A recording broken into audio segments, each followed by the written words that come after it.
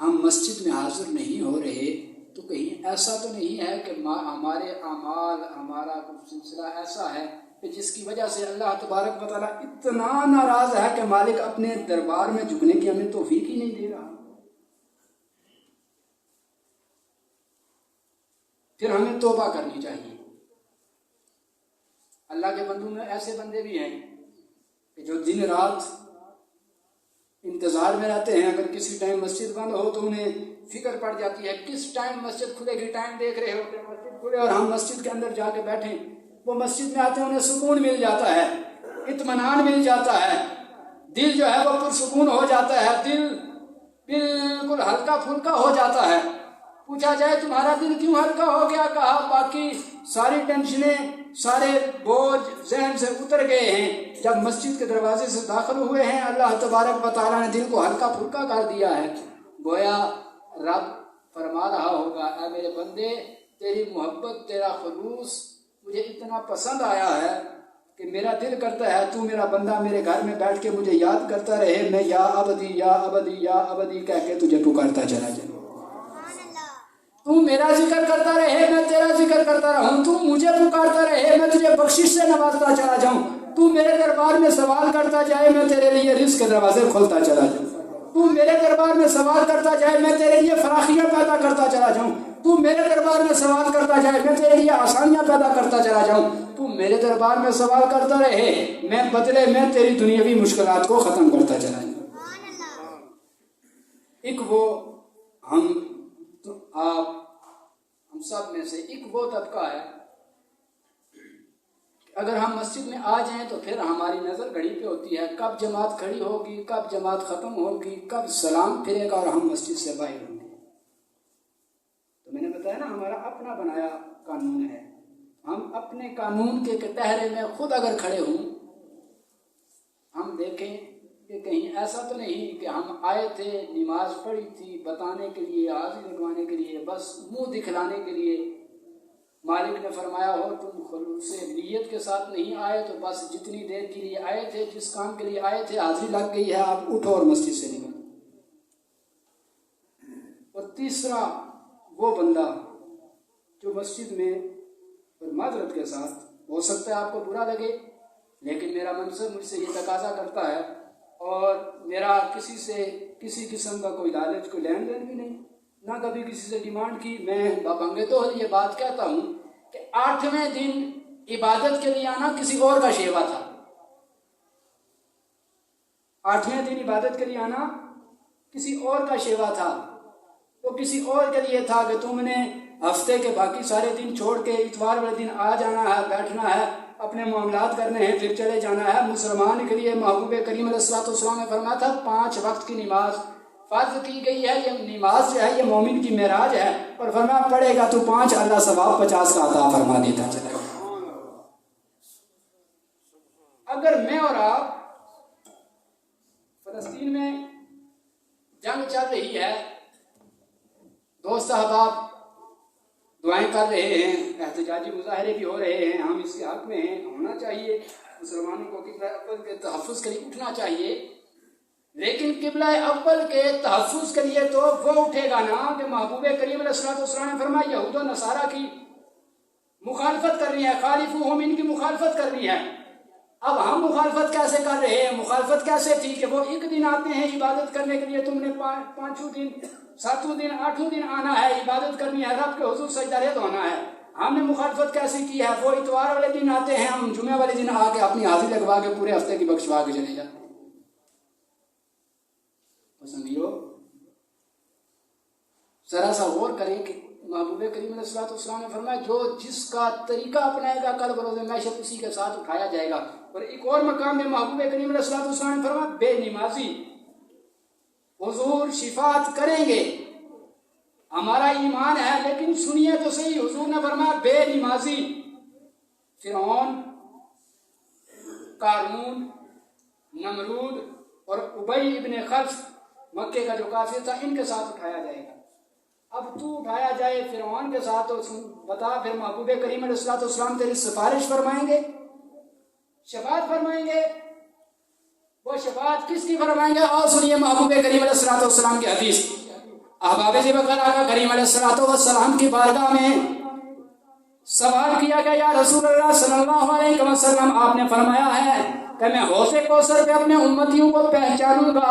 या रसूलुल्लाह सल्लल्लाहु अलैहि वसल्लम इरशाद फरमाइए ना, आपके उम्मती की पहचान क्या होगी? तो आका करीम अलैहिस्सलाम ने फरमाया, मेरा जो उम्मती 5 वक्त पंजगाना नमाज के लिए वुजू करता है, उसके एज़ाए वुजू को जो वुजू का पानी छूता है, जहां तक वो पानी छू के नीचे गिरता है, कल बरोज़े महशर मैदान हश्र में जब सारे नबियों की उम्मतें इकट्ठी होंगी, मेरी उम्मत की शान ये होगी कि जो वुजू 5 वक्त करता रहा हो, मैं रुक रुक के कह रहा हूँ, सुनिएगा, समझिएगा जरा बात को, जो 5 वक्त नमाज के लिए वुजू करता रहा होगा, उसके एज़ाए वुजू चमक रहे होंगे।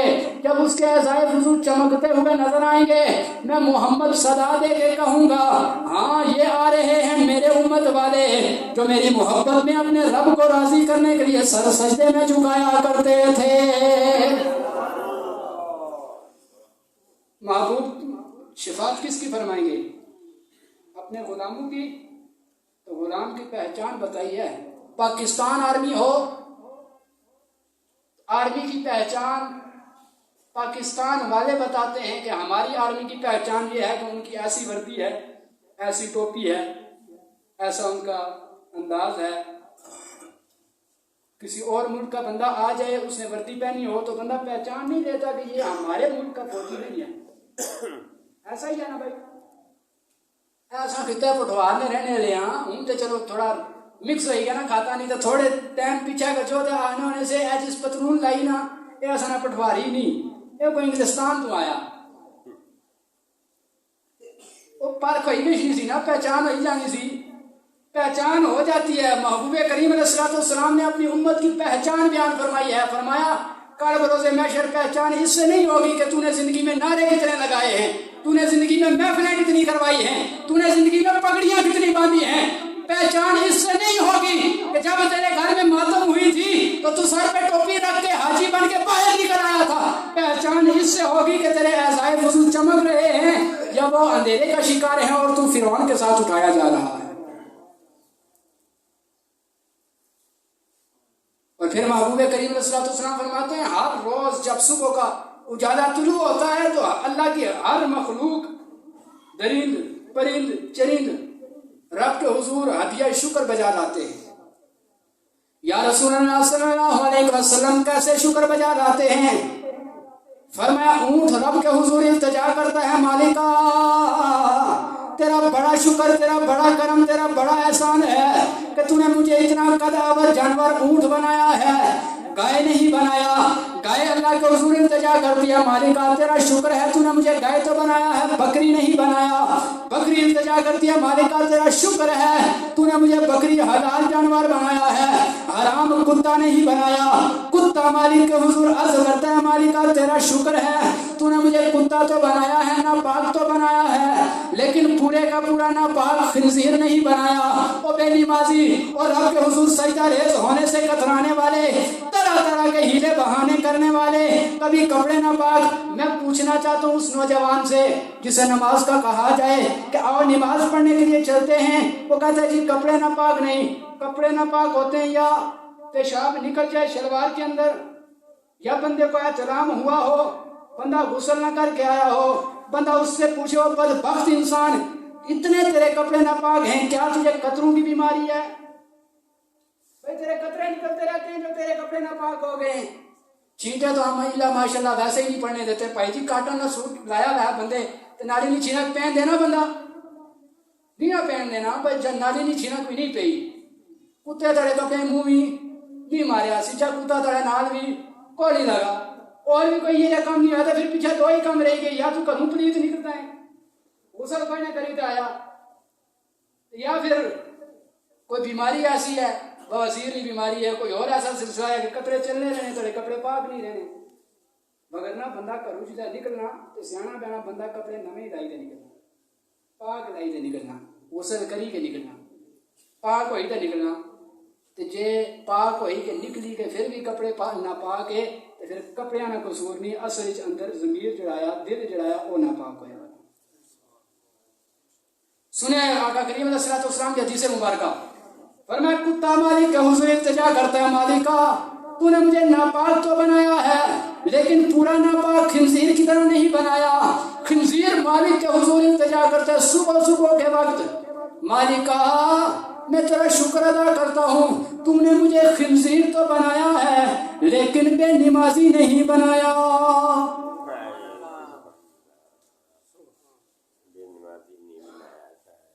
वो जानवर के जिसके बारे में आता है इसका नाम न लो जी, जुबान पलीद हो जाती है। वो मालिक के हुजूर इल्तिजा करता है, अल्लाह तेरा शुक्र है तूने मुझे ये तो बनाया है लेकिन बेनमाजी नहीं बनाया। और हज़रत मूसा अलैहिस्सलाम, आका करीम अलैहिस्सलाम की हदीस मुबारका है, फरमाया मूसा अलैहिस्सलाम एक बस्ती से गुजरे, क्या देखते हैं हरी भरी फल ही फल लगे हुए हैं, सब्जा ही सब्जा है, बड़ी शाद बड़ी आबाद बस्ती है। करीब से एक नहर गुजर रही है, पानी उठाया, जब पिया तो बड़ा ही मीठा बड़ा ही ठंडा और बड़ा जायकेदार पानी। आप सफर करते चले गए, जब वापसी पे आए तो बस्ती तलाश कर रहे हैं, बस्ती नजर नहीं आ रही, बस्ती तलाश कर रहे हैं, बस्ती नजर नहीं आ रही। रब हुजूर इल्तिजा की, मालिका इसी रास्ते से मैं जाते हुए गुजरा हूँ, बड़ी आबाद बड़ी शाद और बड़ी सब्ज़ो शादाब बस्ती थी, अब वापस आया हूँ तो ये सारे के सारे उजड़े पड़े हैं, कहीं मैं रास्ता भूल गया हूँ या इनके ऊपर कोई अज़ाब नाज़िल हो गया है। मालिक के हुजूर से जनाब मूसा अलैहिस्सलाम को पैगाम आता है, मूसा तू रास्ता नहीं भूला, तू उसी रास्ते के ऊपर है। पर मैं मालिका फिर ये मुआजरा क्या है, जाते हुए अभी 2 दिन पहले 3 दिन पहले मैं यहाँ से गुजरा तो ये बड़ी सरसब्ज़ और शादाब थी, नहर का पानी बड़ा मीठा था, अब तो सारा का सारा जो है वो कड़वा हो गया है, बस्ती सारी की सारी बर्बाद हो गई है। वजह क्या है, मामला क्या है, सुनिएगा, दिल के कानून से सुनिएगा और सिर्फ सुनने तक इसे महदूद ना रखिएगा, कोशिश कीजिएगा अमल करने की। मैं और आप अगर नमाज नहीं पढ़ते तो याद रखना हमसे वो खिंजीर पनाह मांगता। बेनमाजी कैसा गंदा इंसान है। मूसा अलैहिस्सलाम फरमाते हैं मैंने जब रब के हुजूर इल्तिजा की, मां का मुआजरा क्या है, तो फरमाया मूसा ये बड़े हंसते बसते बड़ी शाद आबाद बस्ती थी, फिर एक दिन तेरे जाने के बाद ऐसा हुआ कि यहाँ से एक बेनमाजी का गुजर हुआ, उसने इस नहर से पानी पिया, अल्लाह रब्बुल जलाल ने इस सारी की सारी बस्ती को बर्बाद कर दिया। उसकी नहुसत की वजह से, बेनमाजी की नहुसत की वजह से पूरी की पूरी बस्ती को बर्बाद कर दिया गया है। मैं और आप रोना रोते हैं मईशत के, रब का कुरान ऐलान फरमाता है जब तुम मेरे जिक्र से मुंह फेर लोगे तो मैं तुम्हारी मईशत को तंग कर दूंगा। तुम एक तजिया निगार नहीं 1000 तजिया निगार इकट्ठे कर लो, तुम एक कानूनदान नहीं 1000 कानूनदान इकट्ठे कर लो, जब तक रब के कानून को तोड़ते रहोगे तुम्हारी मईशत कभी ऊपर नहीं आ सकती है, ना घरेलू सतह पे और ना मुल्की सतह पे, ना आलमी सतह पे, क्योंकि रब के साथ जंग करने वाले कभी कामयाब नहीं हो सकते।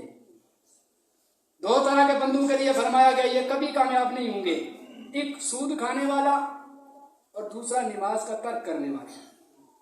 जानबूझकर बगैर किसी उज़र के जो बंदा नमाज तर्क कर देता है, यहाँ तक महबूब करीम अलैहिस्सलाम ने फरमाया जो बंदा जानबूझकर बगैर किसी उज़र के नमाज छोड़ देता है, अल्लाह तबारक व तआला मरते वक्त उससे ईमान छीन लेता है। हम क्या दुआ करते हैं, अल्लाह मरते वक्त ईमान की सलामती नसीब फरमाना।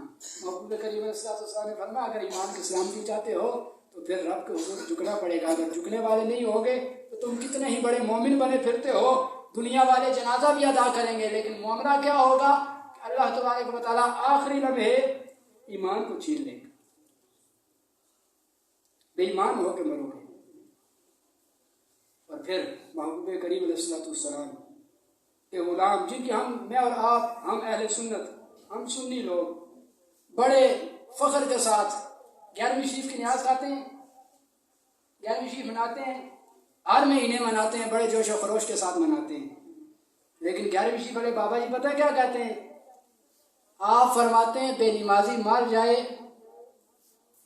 उसका जनाजा ना पढ़ो, बेनमाजी मर जाए तो उसका जनाजा ना पढ़ो।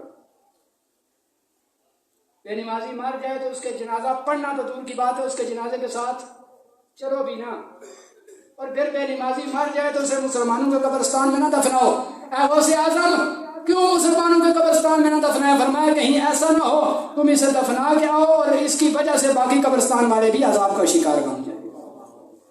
بلکہ ایک مقام پہ آقا کریم علیہ الصلوۃ والسلام کی حدیث مبارکہ بھی اسی موضوع سے ملتی جلتی، آقا کریم علیہ الصلوۃ والسلام فرمایا جب بے نمازی کو قبرستان میں دفن کیا جاتا ہے نا، اللہ رب ذوالجلال کی عطا کردہ قوت کے ساتھ جنہیں درندے، حیوان، جاندار یہ سنتے ہیں، انسان سننے سے محروم ہیں، باقی اللہ کی ہر مخلوق مردوں کی اس صدا کو سنتی ہے کہ وہ مردے اللہ رب ذوالجلال کے حضور التجا کر رہے ہوتے ہیں، مالکہ یہ بے نمازی ہمارے درمیان آ تو گیا ہے لیکن مہربانی فرمانا ہمیں اس کا پڑوس نہ عطا فرمانا۔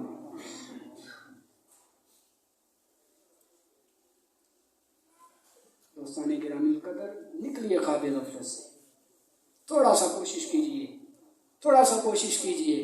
اور یہاں تک علماء فرماتے ہیں بے نمازی کے گھر میں اس کے ساتھ اس کے برتن میں کھانا نہ کھاؤ،